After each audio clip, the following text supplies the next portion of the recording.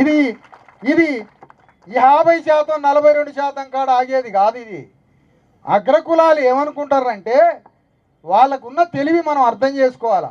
వీళ్ళు రిజర్వేషన్ కోసం ఉద్యమించి అది పెరిగి పెరిగి పెద్ద అయితే అది 42 పోయిద్రా నాన్న, 40 పోయి రిజర్వేషన్ పోయి కులాలంతా ఒక్కటైతే అది రాజ్యాధికారం వైపు ప్రయాణం చేస్తారని వాళ్ళు మనల్ని కట్టడి చేయడానికి ప్రణాళిక గీశారు. అందుకనే ఇప్పుడు మీ అందరి మధ్యలో చెప్పేది ఏంటంటే, సాంప్రదాయ సంఘాలు తెలుసో తెలవకో ఎందుకో నువ్వు సంఘం పెట్టినావు, ఎట్లా పెట్టినావో ఎందుకు పెట్టినావో, స్కాలర్షిప్ సమాజ్ పార్టీ అది ఏదో తెలియదు మాకు, గీవోలు వద్దు మాకు, ఆ సంఘాలు కాదు మాకు. కళ్ళ ముందు భారతదేశంలో అన్ని రాష్ట్రాల్లో రాజ్యానికి వచ్చారు. మన తెలంగాణలో రాజ్యాధికారం అనేది కలగానే మిగిలిపోయింది.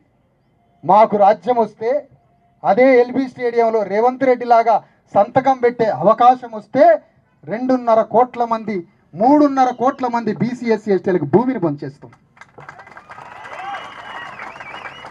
ఆ వైపుగా పోవాలంటే మొదటగా జరగాల్సినటువంటి వ్యూహంలో మొదటి అడుగు ఏంటంటే, ఫస్ట్ మనం వేయాల్సిన అడుగు ఏమిటి, మనం చేయాల్సిన పోరాటం ఏంటి? తెలంగాణ గడ్డ మీద భావజాల వ్యాప్తి, అది మీడియాలోనో మరొక మాటలోనో మరొక రూపంలోనో తెలంగాణ గడ్డ మొత్తం వ్యాప్తి జరుగుతూ ఉంది. వ్యాప్తితో పాటుగా సైనికులు తయారు చేయాలి. సైనికులు తయారు చేయాలంటే అవగాహన కావాలి. అవగాహన కావాలంటే సత్యాన్ని చెప్పాలి. ఆ సత్యం